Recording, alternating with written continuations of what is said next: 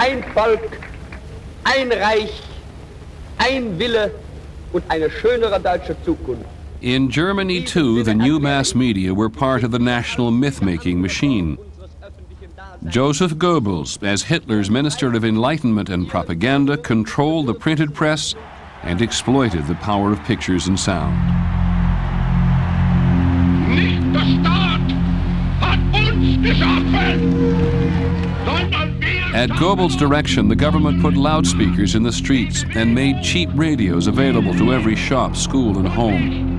Every German was now within the sound of Hitler's voice. Und solange auch nur einer von uns atmen kann. To have a real radio now, that was fantastic. Every day there were political programs or so, and I learned a lot from the radio. I thought it was great, but father thought it was one of the main weapons now of brainwash. Propaganda films promoted a glorious Germanic world of tomorrow.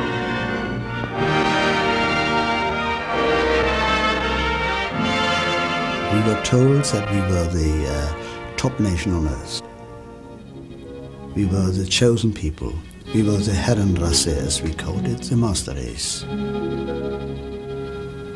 And that we were more intelligent and better looking and stronger than all the others. And that it was our God-given duty to force our life onto all the others.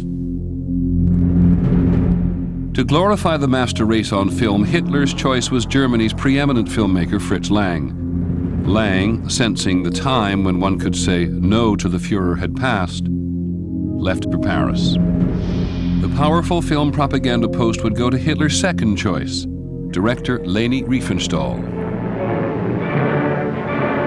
Her film, Triumph of the Will, used the 1934 Nazi Party Congress as a vast backdrop designed to make Hitler look like a god.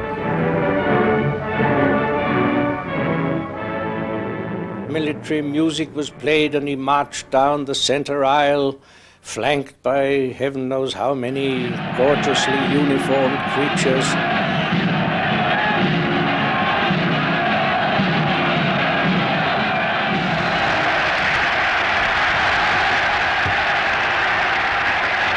And then he would go behind the lectern, standing there, silent, waiting, until the tension rose.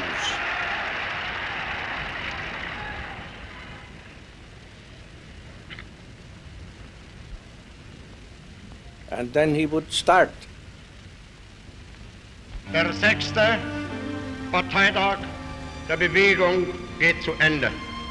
Was für Millionen Deutsche, die außerhalb unserer Reihen stehen, slowly revving up, das große persönliche und geistige Treffen der alten Streiter, als until he finally reached a tremendous pitch. Bahnhof war.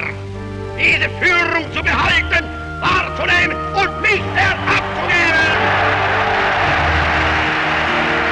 In ihrer Organisation stahlhart. If you sat in an audience like that, you were swept along. Die Jugend ist uns verschrieben und verfallen mit Leiblichen.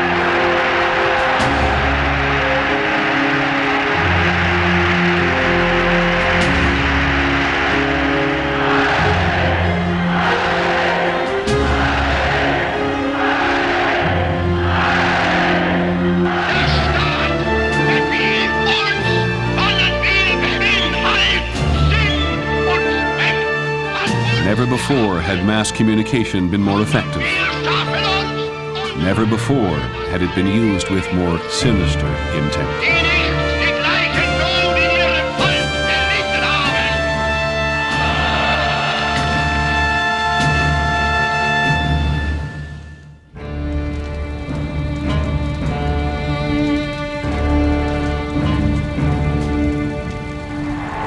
Meine Kommilitonen, deutsche Männer und Frauen, das Zeitalter eines überspitzten jüdischen Intellektualismus ist nun zu Ende. Only 4 months after Hitler came to power, bonfires burned in the streets of German cities. The flames were fed with books by Thomas Mann, Albert Einstein, Helen Keller, Sigmund Freud, and other authors who were deemed subversive to the German people. Hier sinkt die geistige Grundlage der Novemberrepublik zu Boden. Democracy in Germany was dead. Aber aus diesen Trümmern Hitler's own book, Mein Kampf, My Struggle, was now the blueprint for Germany's future.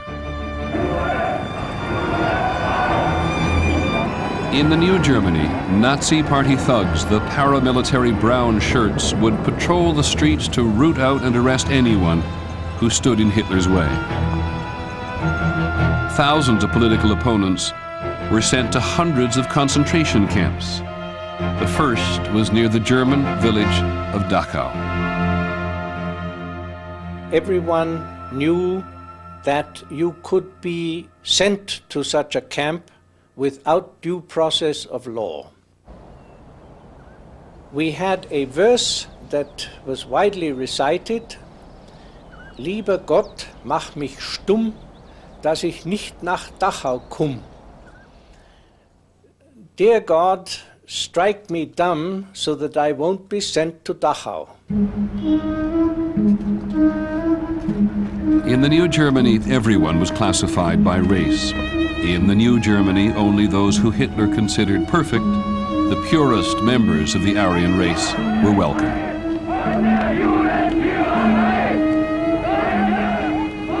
The main undesirable group were the Jewish people, the Jews. We were being told that the Jews, they are behind everything which is bad in Germany. There was a lot of propaganda against the Jews. There were no longer any normal newspapers. Most of them were Nazi. You saw headlines: the Jews are criminals, the Jews are vermin, they must be killed, they must be ousted. Hitler had declared in Mein Kampf that Jews weakened the German master race. Well, of course, we talked about race in school, and the superior races, the non-superior, the degenerate races. And the teacher had some calipers to measure the width of your eyes and your nose and so on, the head. In our classroom, we had a poster.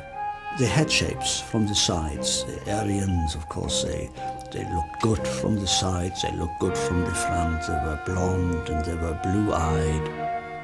And when I was about 14 years old, my hair began to darken, and I sometimes was worried that I didn't look like a proper Aryan anymore, because my hair was not really blonde anymore.